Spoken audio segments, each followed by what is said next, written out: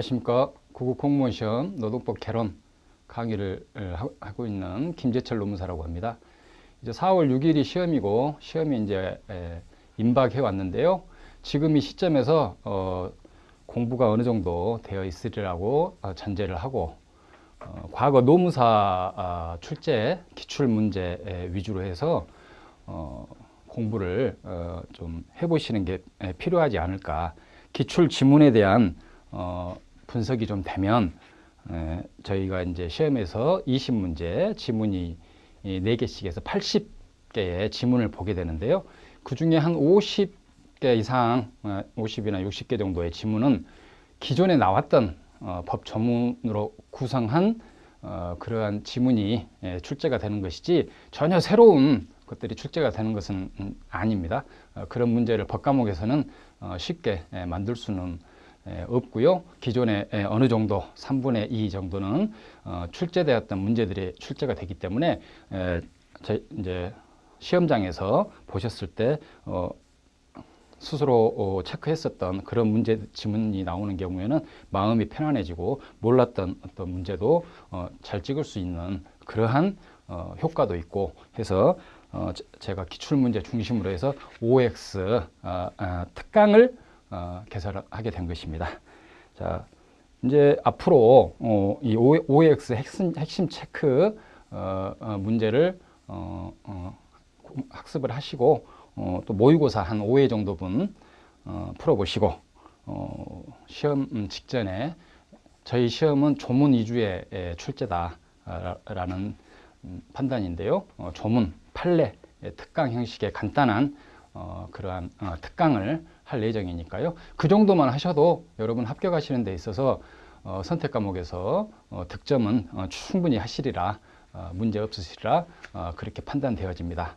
자, 그러면 1번 들어가겠습니다. 제1장 총칙의 문제입니다. 1번 근로자는 근로기준법상의 권리를 포기할 수 있다 라고 했는데 여러분 아시다시피 근로기준법은 최저 기준을 정한 것이고 강행법으로 이루어져 있습니다. 그래서 근로자다 하더라도 자신의 권리를 스스로 포기할 수 없습니다. 민법의 영역에서는 서로 A와 B의 대등한 당사자 간의 관계에서는 내 권리를 포기할 수가 있는 것이죠. 그리고 내가 권리 위에 잠자고 있는 자는 보호받지 못하는 그 법원에 따라서 얼마든지 자신의 권리를 포기할 수 있습니다. 하지만 민법에 대한 어떤 특별법의 영역인 근로기준법, 노동법의 영역에서는 강행 규정으로서 근로자의 생존권을 보장하기 위한 그러한 취지의 공법적인 성향이 강하기 때문에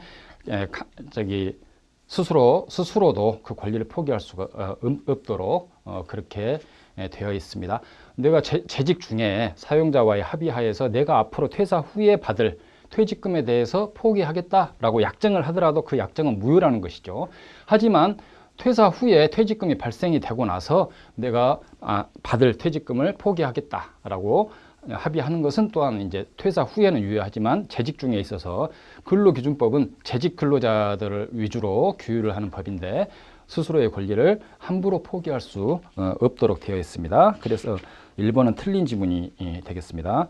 자, 2번 근로관계의 당사자는 어떠한 이유로도 근로조건을 낮출 수 없다라고 했는데 저희 객관식 문제에서 어떠한 이유로도 절대적으로 그러한 어떤 문구가 들어간다면 일단 의심을 해봐야 되고 그게 틀린 지문일 가능성이 매우 높습니다. 하나의 요령으로서 참고하시고요. 근로기준법의 근로조건은 최저 기준이기 때문에 최저 기준을 밑으로 내려가는 합의를 못하는 것이지 거기 상회하는 수위에서의 합의는 얼마든지 자유로운 당사자 간의 합의로서 성립이 될 수 있는 것입니다.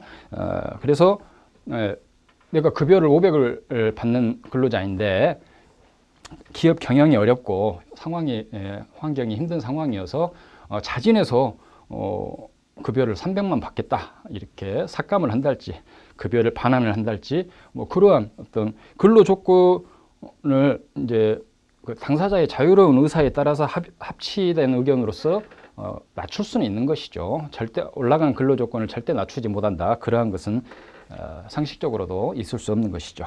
그래서 2번도 틀린 질문이 되겠습니다. 자, 3번 근로 조건은 근로자와 사용자가 동등한 지위에서 자유의사에 따라 결정되어서는 아니 된다 라고 했는데, 이 지문은 조금 조심을 해야 되는 지문이죠. 현실적인 측면에서는 15살짜리 연소 근로자와 사용자는 결코 대등할 수가 없는 것이죠. 그래서 근로기준법이 국가의 어떤 힘이 공권력이 작용을 하면서 법에 위반되는 약정을 하게 되면 무효로 만들고, 법을 위반하는 경우에는 벌칙을 적용하고 해서 이제 힘의 균형을 맞추어 주는 것이죠. 하지만 그 대전제는 어쨌든 민법과 마찬가지로 근로기준법에서도 사용자와 근로자 간의 자유의사에 따라서 동등한 지위에서 결정을 하여야 한다라는 게 기본 전제이고, 이제 거기서 특별 보호가 들어가는 것이죠. 그래서 3번도 틀린 지문이 되겠습니다. 4번 문제 보시죠. 국내에 본사가 있고 그 출장소, 지점 등이 외국에 있는데 불과한 경우에는 출장소, 지점에 근무하는 근로자에게는 근로기준법이 적용된다라고 했는데, 이것은 이제 맞는 지문이 되겠습니다. 저희 근로기준법의 적용 범위에 대한 문제인데요. 저희는 이제 기본적으로 속지주의 원칙입니다. 저희 한국 내에서 설립되어 있는 한국 회사에 소속된 근로자들에게 원칙적으로 국내법인 근로기준법이 적용이 되는 것이죠.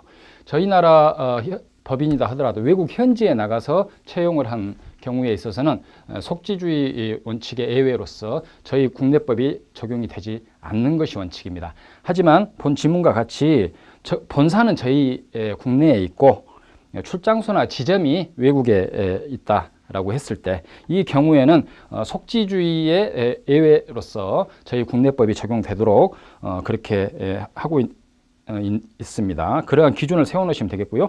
그래서 그리고 또 국내에 있는 외국 기업이 우리나라에 들어와서 국내에서 한국인을 고용해서 사업을 영위했다라고 했을 때 저희 속지주의 원칙에 따라서 역시 저희 국내법이 적용이 되는 것이죠.